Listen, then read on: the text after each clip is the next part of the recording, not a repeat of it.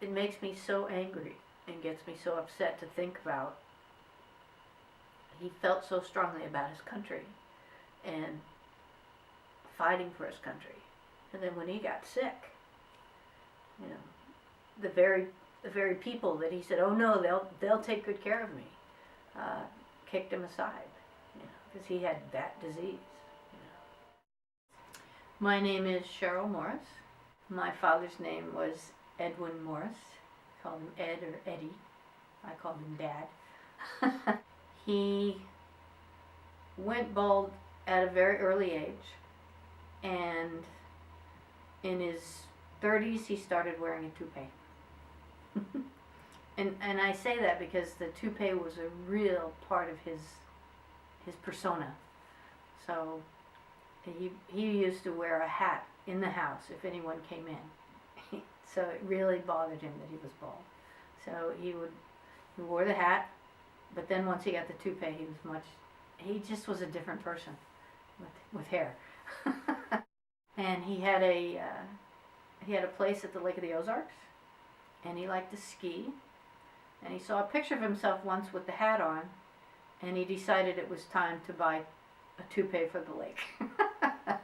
So he wore a toupee when he skied instead of a hat. So that was my dad. My mother was one of 11 kids, and my father met one of her brothers, and they introduced them. My father was a salesman for appliances, like washer and dryer. He was on television selling appliances. I can remember being at one of the shoots. My brother and I were hiding behind the washing machine while they were filming. So that was fun.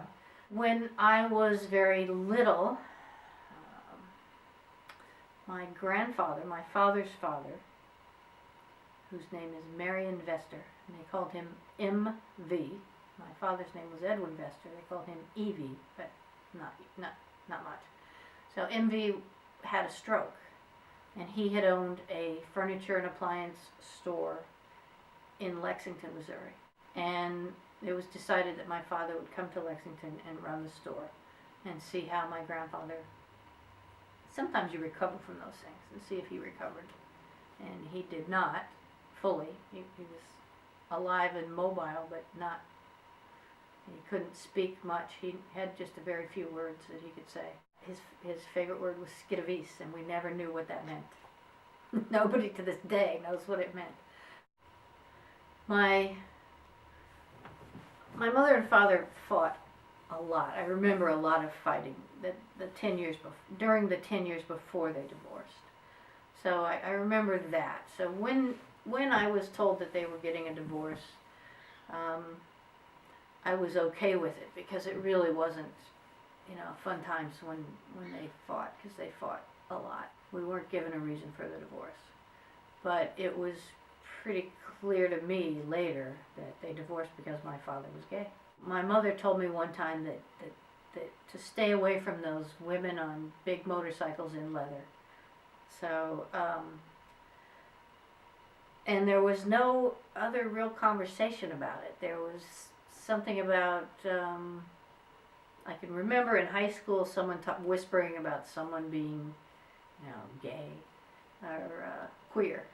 It wasn't gay, it was being queer. Gay wasn't the word then. I do remember one time my father came home and he had been beaten up. So my father he was in Kansas City all the time. This was before he left my mother's, before he and my mother split up. I remember my bedroom was nearest the kitchen of all the bedrooms, and I could hear them talking. And my father had picked somebody up, a hitchhiker. And evidently he said something that this guy got the idea that my father might be a homosexual, and started beating on my father while my father was driving. And I heard him talking to my mother about how he managed to turn a corner, reach over, and open the car door, and push the guy out of the car. but the whole side of my father's face was all, he told the children that he was changing the tire, and the tire iron hit him in the head. But I met Rick at some point, and I knew, that there was something special about that relationship. I remember one time Dad and I were going somewhere. We were leaving Rick's house, and my dad just kind of punched him in the shoulder and said, "I'll see you later." I was like, "Okay, Dad, just hug him. I don't care." As far as my coming out, I've known since I'm very young that I was different, that I was interested in women, not men. And I actually, in fact, I grew up just before the big change, and I moved to California. I got married and moved to California. I realized years later I didn't have to get married to move to California. I probably could have just done that with, I had aunts and uncles that live in California. But that wasn't, you had to do everything with a man in those days. When I met the first woman that I was with, I wrote to him and told him that I was gay. And he wrote me back and said, "That's fine. With him, he's okay with that." He didn't say anything about, and I expected him to say something about his relationship with Rick at that time. But he didn't. So it was over a number of years. I went with various friends to my father's to visit, and it was always all men. You knew they were gay. I knew they were gay. And all of the parties, myself and my friend would be the only two women in the place. But he never spoke of it, never talked about it. And he and Rick were at this time living together. So they owned property together. They had a beautiful home. It just never was talked about. It was shortly before he died that he actually told me that he was gay. And he said, "So, have you ever wondered about my relationship with Rick?" And I said, "No, not really." And he just kind of looked at me and he goes, "You're going to make me talk about this, aren't you?" Or make me say it. And I said, "Yeah, I am. I'm going to make you say it." So then he told me that he and Rick had been lovers for many years. And I said, "Yeah, I know that." So that was how my father told me he was gay. So, and I guess that must have been, my father died in 86, so that must have been like 81, 82 maybe. He began to get sick in November of 85, and in 1985-86, when this gay disease first started, you weren't given an AIDS diagnosis unless you had three individual illnesses that were all related to AIDS. You couldn't get the AIDS medical cocktail if you weren't diagnosed with AIDS. So what they said my father had was an AIDS-related condition. He had ARC.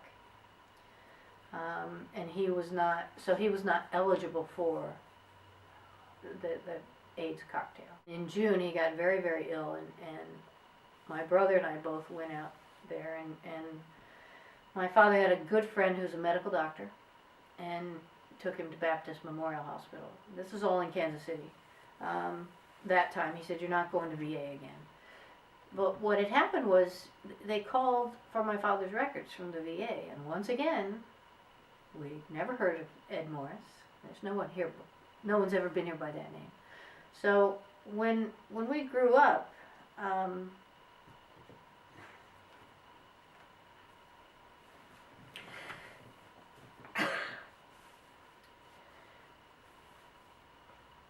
you're gonna have to pause it.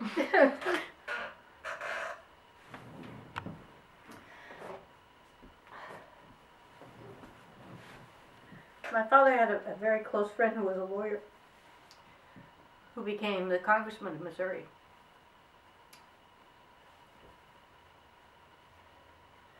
That would be Ike Skelton. And my father visited him in the Congress. They're very good friends. And my brother had to call Ike's office to get the records.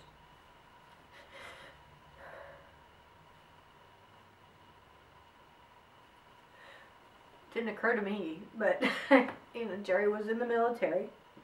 My brother was in the military, and when he found out that they weren't forwarding my dad's records, he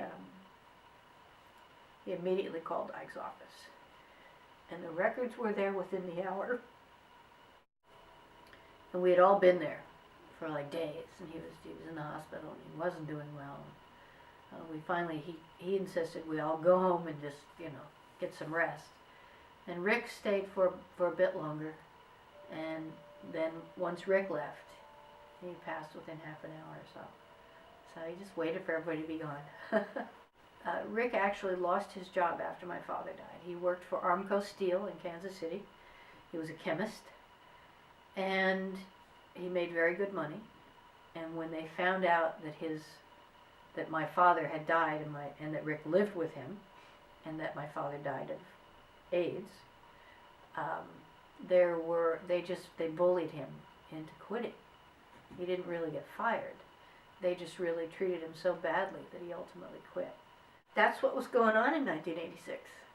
It wasn't a disease that, it was a gay man's disease, and everyone was discriminated against in one way or another, including my dad, who was, he was such a strong army guy. That was his persona.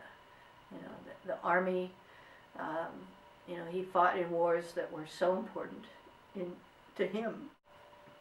But that was my dad. He loved life as a gay man. He so enjoyed his life once he was with Rick. And to this day, Rick is still alive, and my father will always be the man he loved.